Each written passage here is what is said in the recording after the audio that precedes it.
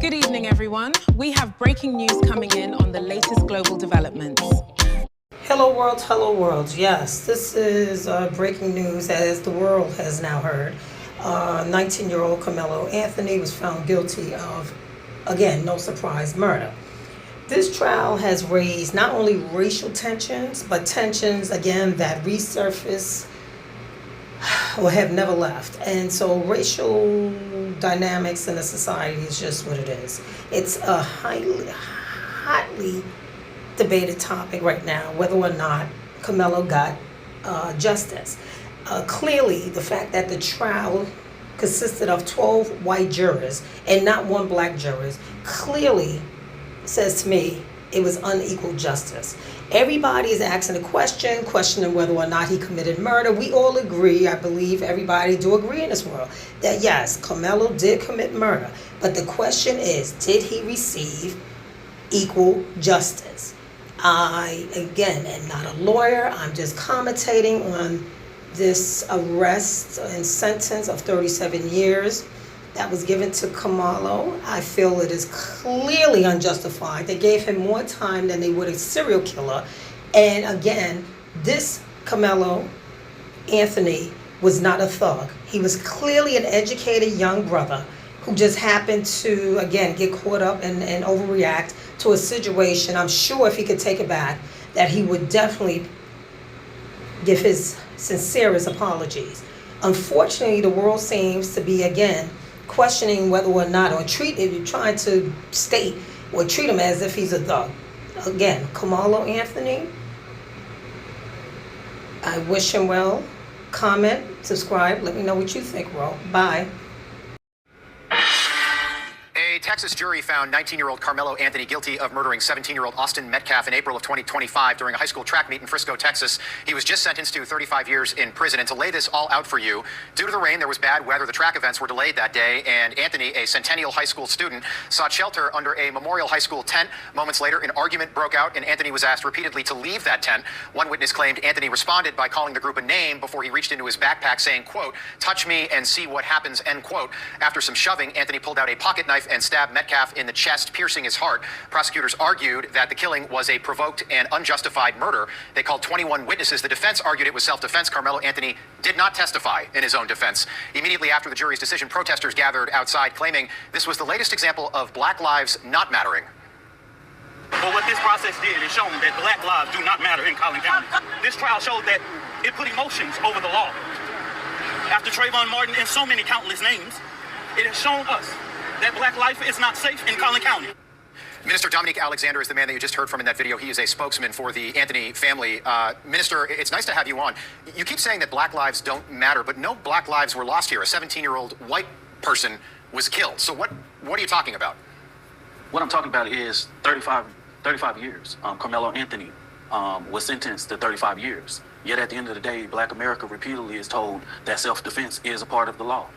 That a knife under 5 inches is legal in the state of Texas. That stand your ground is legal here in the state of Texas. But when a Black person try to use those same basic rights and laws, then we're not afforded those things. We're doing those things unjustifiably. Well, that's not what a jury found today. Can you tell me, I know you know Karmelo Anthony well, why did he bring a knife to a track meet? I can't comment on that. What I can do, I can't speak for Karmelo Anthony, but I can tell you that the state of Texas made it legal. So at the end of the day, if a person got a problem with it, they might need to call Governor Greg Abbott and tell him, why does this state have open carry laws? Why does it have brass knuckles and etc. Right? Stabbing somebody in the heart, though, sir, is definitely not legal. He could have just turned around and walked out of that tent at any moment. And based on what you have been told about the situation, I can see how you can take that fact. But the levels of injustice that was done in this trial is not how I was told, right? But at the end of the day, that's the reason why we're going to go through a full appeals process to ensure that the facts are being told correctly. But me and you are going to go back and forth. No, that's fine. Tell me. I'm curious. Tell me what you think happened.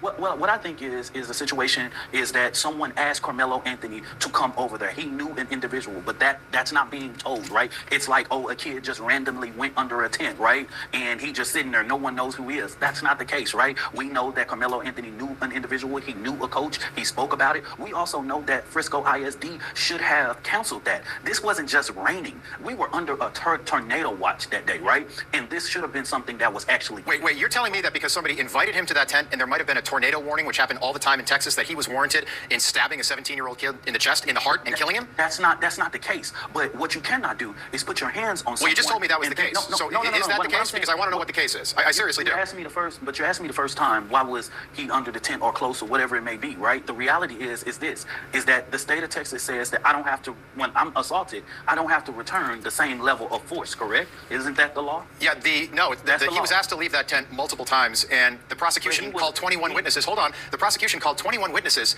and they all corroborated that. They all said that he was asked to leave the tent. There might have been... They all didn't have... No, sir. He was asked to leave the tent, so he could have left that tent at any time. He chose not to. That's why he's going to jail for 35 years. All 21 of them did not have the same story. They did not have the same story. And that's why so many people outside of that courtroom is outraged right now. If you look at anything about this case, all 21 of them did not have the same story. Tell me about the defense witness, because the defense did not call Karmelo Anthony. If Karmelo Anthony truly thought he was innocent, he's 19 years old. He's not a kid. He's 19 years old. Why didn't he take the stand in his own defense? And why did the defense's only witness change their story on the witness stand?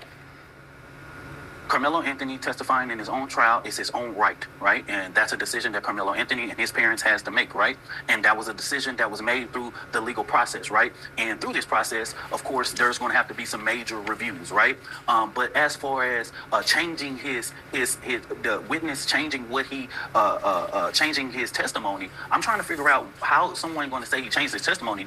Were you privy to his testimony prior to? Well, he changed his testimony. He was, during cross-examination, he said that there was not an altercation under the tent, and he didn't witness an altercation. So I don't think that was something the defense was planning on. And clearly it didn't play well for this 12-person jury. Let me just ask you, can a black person ever just be convicted of killing a white person in this country without it becoming like a major race issue? Like some of the comments that you made. Hello world, hello world. Yes, well, you heard it from that host. He believes and would try to make the public believe that there was some sort of transparency in the courts. Had cameras been allowed in the courts, we would have heard, that's the public that is, from the witnesses' own mouths what their testimonies was. Whether or not they contradicted themselves or not, again, is the reason why there should have been cameras in this high-profile case. The fact that there was no cameras, the public is now questioning transparency in this case, which again, clearly, this case did not consist of transparency.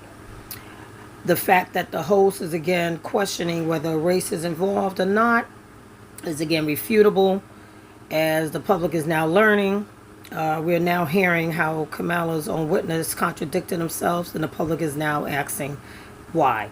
Again, Karmelo's defense attorney is also being questioned of why they did not allow him to testify on his own behalf. Again, Karmelo Anthony at the time of the offense was 17 years old. Again, he was a minor, not an adult. And again, his defense should have stepped up, and it appears they didn't. However, the fact remains that cameras were not allowed in the court. The public is asking why. Transparency, again, was clearly not in this case. Again, the fact that the sentencing was 35 years for a first-time felon who was or had no prior criminal complaints is again being questioned why. Take a further listen, a read from the host and social activists, and let me know what you think. Bye, world. Outside the courthouse today, I don't know why you do that. You stir things up, you make it about race, and that could lead to rioting and protests and looting tonight. The bottom line is more people could get hurt. More people could get hurt. I'm glad that you will say that why do we have to bring race in the situation? The reality is that if you know about this, I didn't say we. I said you. Why do you? Why do you, Dominic? Not the black race. You. No. Let me make this very clear. As the president of the largest human and civil rights organization in North Texas, what I witnessed on April 3rd was white people going on posts in social media calling Karmelo Anthony a thug, not a 4.0 GPA, not a person that. Well, he's a convicted murderer tonight, so he's a thug. Let me finish. He's a thug. He's not a hero. He's not a hero. Say a black man is bringing race. His race shouldn't have never been a factor. He shouldn't have never. Jake Lane. I don't see you calling out Jake Lane that said Karmelo Anthony should sit there and be hung from a tree and shot outside the Collin County Jail. I never brought race into this situation. We had to. I didn't bring race into the situation either. You brought race into this when you made those comments that we played at the beginning of the segment, making this about race. We had to make sure that due process is done. All we want is our rights and be afforded the same basic rights that everyone is afforded to, sir. And I'm sorry if I gotta talk about my race to make sure that I can have the same afforded right that a white Dominic, he had a fair trial, and you're certainly open. You can appeal that. But the last time I checked, it's not legal for white people to stab black people in the state of Texas either. Hey, Dominic Alexander, appreciate you being here. We got to leave it there.